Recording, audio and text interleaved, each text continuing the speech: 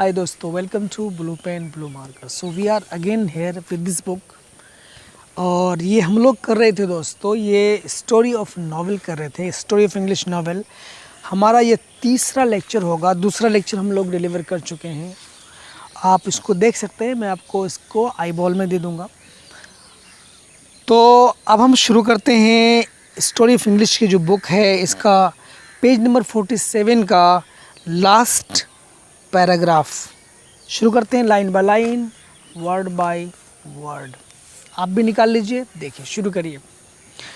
Novel reading became the chief occupation of the educated class. हम लोग novel के बारे में बात कर रहे थे कि किस तरह से टॉम जोन्स, हेनरी फील्डिंग और इस तरह से जो है pride and prejudice, Jane Austen, और ख़ास करके अगर हम रिचर्डसन की बात करें तो ये लोग जो थे दोस्तों, ये जो रिचर्डसन है इसको हम फादर ऑफ मॉडर्न नॉवेल भी कहते हैं। ये इम्पॉर्टेंट है। हमने लास्ट लेक्चर में इसी के बारे में बात की थी। आज हम आगे बात करेंगे। Novel reading became the chief occupation of the educated class. कहता है कि उस समय तक तो कहते हैं कि ये जो नॉवेल का पढ़ा जाना एक चीफ ऑक्यूपेशन हो गया, एक लोगों के लिए एक अच्छा लगा लोगों को पढ़ना, एक काम हो गया लोगों का, एक मुख्य काम हो गया। किसका काम हुआ? एजुकेटेड क्लास का, मतलब शिक्षित वर्ग का, पढ़े लिखे लोगों का जो एक मेन काम हो गया, वो क्या हो गया? नॉवेल का पढ़ना। ठीक है, okay. A number of brilliant novelists showed that it was possible to adapt the novel to many purposes. कहता है कि नंबर ऑफ ब्रिलियंट नॉवलिस्ट्स, कहता है कि एक बहुत ही मेधावी, बहुत ही ब्रिलियंट जो नॉवलिस्ट हैं, जो नावल निगार हैं, है ना, जो उपन्यासकार हैं, उन लोगों ने दिखाया दैट इट वाज पॉसिबल कि ये मुमकिन है, ये संभव है, to adapt the novel to many purposes. मतलब जो नॉवेल है उस नॉवेल को ढालना, है ना, टू मैनी पर्पसेस, भिन्न भिन्न पर्पसेस के लिए अगर हम नॉवेल को ढालें तो ये हम इसको इजीली कर सकते हैं। ये कुछ है ना, कुछ ब्रिलियंट नॉवेलिस्ट ने ऐसा सोचा, मतलब ये सोचा उन लोगों ने कि अगर हम समाज के कुछ चीज़ों को दिखाना चाहें तो नॉवेल के द्वारा दिखा सकते हैं। हम गरीबी को दिखाना चाहें तो दिखा सकते हैं, समाज में फैली बुराई को दिखाना चाहें तो दिखा सकते हैं, समाज की किसी अच्छाई को दिखाना चाहें तो दिखा सकते हैं। किसके द्वारा? नॉवेल के द्वारा। तो वही कह रहे हैं कि number of brilliant novelist showed that it was possible to adapt the novel to many purposes. बहुत सारे पर्पसेस इससे हम लोग इस नॉवेल को ढाला जा सकता है, अडेप्ट किया जा सकता है। अडेप्ट मैंने होता है ढालना दोस्तों। ठीक है, अब हम लोग पेज को पलटेंगे। The early Victorian period saw the heyday of the English novel। कहते हैं कि ये जो अर्ली विक्टोरियन पीरियड है, और ये विक्टोरियन पीरियड क्या होता है? ये विक्टोरियन पीरियड जो क्वीन विक्टोरिया थी, ये इनका जो दौर था 1837 से लेकर 1901 के बीच में था। और इसी दौर में अर्ली पार्ट में, लेटर पार्ट में नहीं, शुरुआती दौर में, विक्टोरियन पीरियड के मतलब 1837 से 1901 के शुरुआती पीरियड में अगर देखा जाए तो इंग्लिश नॉवेल का वो क्या रहा था? हेडे रहा था। हेडे कहते हैं दोस्तों पीरियड ऑफ सक्सेस, या हम इसको कह सकते हैं कि गोल्डन पीरियड। एक ऐसा पीरियड जो इंग्लिश नॉवेल के लिए बहुत ही अच्छा रहा था। कौन सा पीरियड था? विक्टोरियन पीरियड, वो भी उसका अर्लियर पार्ट उसका, है ना। और हेडे का मतलब होता है क्या? हेडे, इसका मतलब होता है गोल्डन पीरियड, गोल्डन एज, सुनहरा वक्त, मतलब बहुत ही अच्छा वक्त, काफ़ी उरूज में जब नॉवेल था। कब था? ये विक्टोरियन पीरियड की बात है। The two most outstanding novelists of the period, कहता है कि दो बहुत ही सबसे मोस्ट आउटस्टैंडिंग मैंने है ना, नॉवेलिस्ट जो उपन्यासकार हैं ऑफ द पीरियड, उस ज़माने का, उस दौर का, जो दो बहुत ही मुख्य जो नॉवलिस्ट हैं, उपन्यासकार हैं, वर डिकन्स एंड ठाकरे। कौन थे ये दोनों उपन्यासकार जो मुख्य थे इस दौर में? वो कौन थे? डिकन्स थे और ठाकरे थे। The other novelist were the Brontë sisters. और कहता अगर दूसरे नॉवलिस्ट के बारे में बात करें इसी दौर में तो वो लोग कौन थे? ब्रोंटे सिस्टर्स थे, मिसेस गैस्केल थी, जॉर्ज इलियट था, है ना, all female novelists and Charles Reade Meredith and Thomas Hardy among the male writers. कहता उस ज़माने में ये जो नॉवेल जो काफ़ी अपने उरूज पर था, काफ़ी चरम सीमा पर था, उसका गोल्डन एज था, उसका हेडे था, उस ज़माने में फीमेल्स ने भी बहुत अच्छा किरदार निभाया, फीमेल्स ने भी बहुत अच्छा काम किया, फीमेल राइटर्स ने भी काम किया, मेल राइटर्स ने भी काम किया। तो फीमेल राइटर्स में बात कर रहे हैं, ब्रोंटे सिस्टर्स की बारे में बात कर रहे, मिसेस गैस्केल के बारे में बात कर रहे, जॉर्ज एलियट के बारे में बात कर रहे। और मेल्स में जो मेल राइटर्स थे उसमें से कौन थे? मेरेडिथ एंड थॉमस हार्डी मुख्य थे। All these novelists had number of points of similarity. इन सारे नॉवलिस्ट्स में, इन सारे उपन्यासकारों में एक पॉइंट ऑफ सिमिलैरिटी था, एक समरूपता थी, कुछ समरूपता के बिंदु थे। वो कुछ लोग, ये सारे लोग कुछ बिंदुओं में समान सोचते थे, एक जैसा, एक रूपता थी इन लोगों में, सिमिलैरिटी थी। They identified themselves with their age and were its spokesman. और वो आइडेंटिफाइड किया, उन लोगों ने पहचाना खुद को, स्वयं को, देमसेल्व्स विद देयर एज, अपने वक्त के साथ, अपने वक्त के साथ इन लोगों ने, है ना, खुद को पहचाना with their age and were its spokesperson. और उसके क्या बन गए? प्रवक्ता बन गए, स्पोक्स पर्सन बन गए।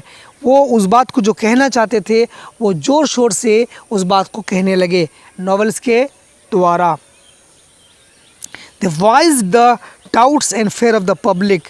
वॉइस्ड बने होता है दोस्तों आवाज़ उठाना, रेज देयर वॉइसेस, है ना। उन लोगों ने अपनी आवाज़ उठाई, अपने डाउट्स को उठाए, अपने शक, अपना जो उनका जो संदेह था उस संदेह को उठाया। And fears of the public, और पब्लिक का जो डर था, जो आम जनता का जो डर था या उसमें जो संदेह की बात थी, उन सब को नॉवेल्स के द्वारा इन लोगों ने क्या किया? वॉइस किया, उठाया। But they also share their general assumptions. यही नहीं, उन लोगों ने कुछ जनरल मान्यताओं को, जनरल असम्पशंस को भी क्या किया? शेयर किया, साझा किया। They were conscious of the havoc of the industrial revolution. वो लोग, ये जो नॉवेलिस्ट थे, ये लोग काफ़ी कॉन्शियस थे, काफ़ी जागरूक थे। किसको लेकर के? ये जो औद्योगिक क्रांति का जो हैवक लोगों में फैला हुआ था, ये जो इंडस्ट्रियलाइजेशन हो रहा था, ये जो लोग कह रहे थे कि अब लोग बेकार हो जाएंगे, इंडस्ट्रियलाइजेशन जो हो रहा था, तो उसका डर भी इन लोगों को सता रहा था। और इस डर से भी वो लोग काफ़ी अच्छी तरह से जागरूक थे, काफ़ी कॉन्शियस थे। कौन लोग? ये नॉवेलिस्ट लोग, ठीक है। The presence of mass poverty. कहते हैं कि उस ज़माने में अगर इंडस्ट्रियलाइजेशन होता है तो जो लोग थे, मज़दूर थे, गरीब थे, वो तो भूखे मर जाते। चूँकि इंडस्ट्रियलाइजेशन होने का मतलब है कि मशीनों ने अपना काम जब शुरू करना था तो कई मज़दूरों का काम मशीन अकेले कर लेता था।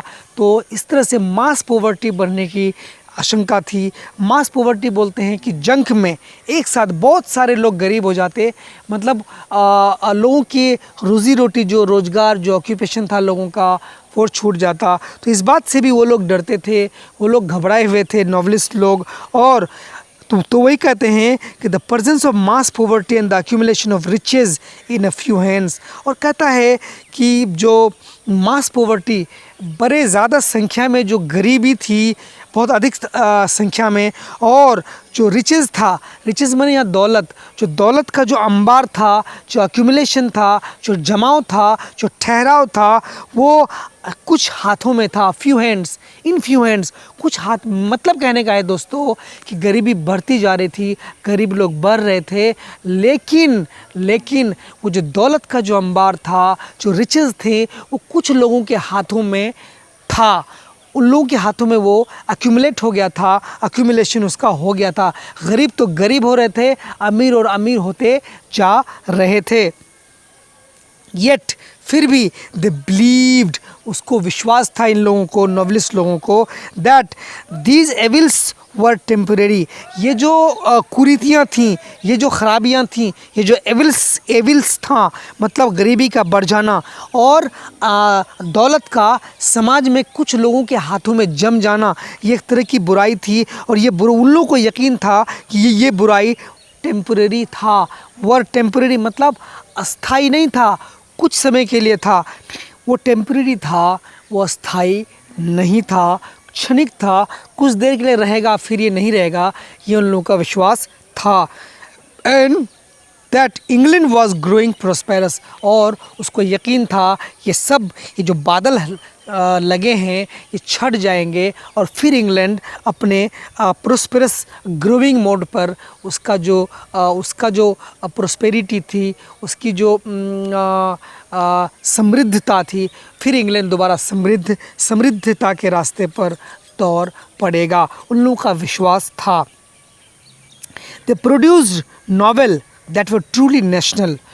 उन लोगों ने नॉवेल्स को जो प्रोड्यूस किया, जो बनाया, जो जिसका उन लोगों ने लिखा, वो बिल्कुल नेशनल इंटरेस्ट में था, लेकिन पूरा राष्ट्र हित में था, है ना। ट्रूली सच्चाई में वो नेशनल इंटरेस्ट में था। लोगों की, समाज की, पूरे नेशन की चीज़ों को, ज़रूरतों को, उनकी भावनाओं को एक ध्यान में रख कर के वो लोग नॉवेल्स को बनाते थे। You must be acquainted with Pickwick Papers and David Copperfield. कहता है कि तुम पक्का इस बात को जानते होगे। एक्वेंटेड माने होता है तुम इससे परिचित होगे। किससे? पिकविक पेपर्स, ये भी नॉवेल है, एंड डेविड कॉपरफील्ड, ये भी एक नॉवेल है। इससे तुम परिचित होगे। सवाल कर रहा है कि आप ये जो दो नॉवेल हैं, पिकविक पेपर्स एंड डेविड कॉपरफील्ड, इन दोनों नॉवेल से आप परिचित होगे। Dickens had the neck of combining humor with pathos, and the best example of it you can find in these novels। कहता है कि इन दोनों नॉवेल्स की अगर बात करें तो ये जो चार्ल्स डिकेंस हैं, ये इसको क्या था, बहुत बड़ा नेक था। KCNACK, नेक का मतलब होता है दोस्तों रेडीनेस, तत्परता, माहि उसको मतलब महारत थी किसमें? Combining humour with pathos. वो ह्यूमर को पैथोस के साथ अच्छी तरह से कंबाइन करना जानता था। पैथोस बोलते हैं नेक माने होता है रेडीनेस, तत्परता, और पैथोस बोलते हैं दोस्तों, पैथोस का मतलब होता है कि इमोशनलिटी, इमोशनल, एक्साइटेड ना, इमोशंस, है ना। किसी चीज़ के प्रति जब कोई इमोशनल हो जाता है, ऐसे को हम लोग बोलते हैं pathos. And the best example, और कहता है कि ये जो भावनाएं हैं, ये जो माना फीलिंग्स हैं, इन फीलिंग्स की तीव्रता और ह्यूमर मतलब हंसी मजाक, ह्यूमर को भी मिलाकर ये अच्छी तरह से कॉम्बिनेशन बनाना जानते थे। कौन? Dickens, Charles Dickens. And best example of it, और इसका सबसे अच्छा जो उदाहरण है, मिसाल है, you can find in this novels, आप इन नॉवेल्स में आप पा सकते हो, प्राप्त कर सकते हो। किसमें? पिकविक पेपर्स और डेविड कॉपरफील्ड में। There are many great novelist in the Victorian age. कहते हैं कि ये जो विक्टोरियन एज था, जो 1837 से 1901 के बीच में था, ये इस एज में, है ना, बहुत सारे बड़े बड़े नॉवलिस्ट आप पाओगे, है ना। बहुत सारे ऐसे बड़े बड़े नॉवलिस्ट थे, है ना, उपन्यासकार थे।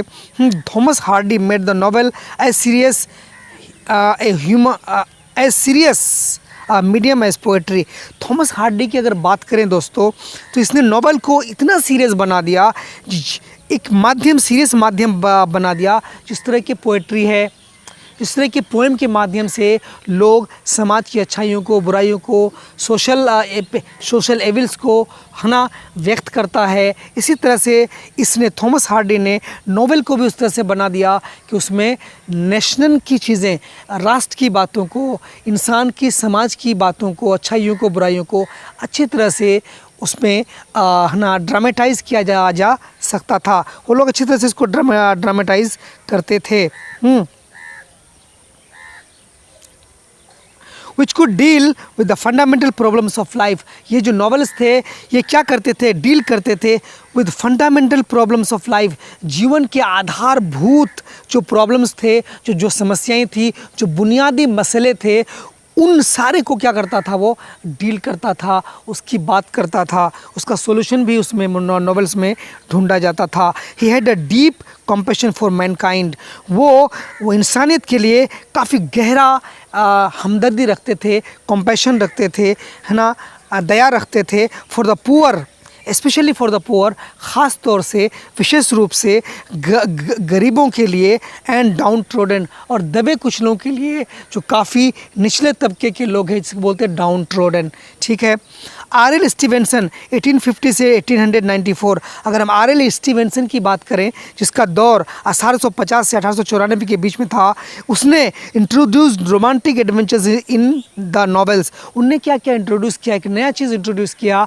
क्या इंट्रोड्यूस किया? रोमांटिक एंगल, रोमांटिक एडवेंचर्स को नॉवेल में इंट्रोड्यूस किया। अब तक नॉवेल क्या था, नेशनल इंटरेस्ट में था, समाज की अच्छाइयों को, बुराइयों को और एविल्स को, है ना, दर्शाया जाता था। बट उसमें एक रोमांटिक एंगल आ गया। रोमांटिक का मतलब, वो रोमांटिसिज्म से मतलब है दोस्तों, का मतलब कि जब कोई इंसान अपने फीलिंग्स को, अपने इमेजिनेशंस को फ्रीली व्यक्त करता है, तो इस कॉन्सेप्ट का नाम है रोमांटिसिज्म। तो रोमांटिक एडवेंचर्स का मतलब होता है ना, इसको हम लोग बोलेंगे रिस्की जॉब, जो काम, जो हम खतरे का काम करते हैं, दैट्स कॉल्ड एडवेंचर्स। तो उसने रोमांटिक एडवेंचर्स को भी उसने क्या किया, नॉवेल्स में डालना चालू किया। तो चलिए, तो यही था दोस्तों कि नॉवेल्स में किस तरह से विक्टोरियन पीरियड में नॉवेल का उदय हुआ, किस तरह से नॉवेल को समाज का एक आईना बना करके लोगों ने व्यक्त किया। यही नहीं, इस विक्टोरियन पीरियड में नॉवेल का ज़्यादा ना इसका उत्थान हुआ, या ये ज़्यादा उरूज में आया, क्योंकि इसी एज को इसका गोल्डन एज या हेडे कहा जाता है। तो चलिए, आपको कैसा लगा, हमें एक्सप्लेनेशन कैसा लगा? हो सकता है ये बेस्ट एक्सप्लेनेशन न भी हो, क्योंकि आप इससे अच्छा भी कर सकते हैं। तो आपको कैसा लगा मेरा वाला, आप ज़रूर हमें कमेंट करके बताइएगा। Till then take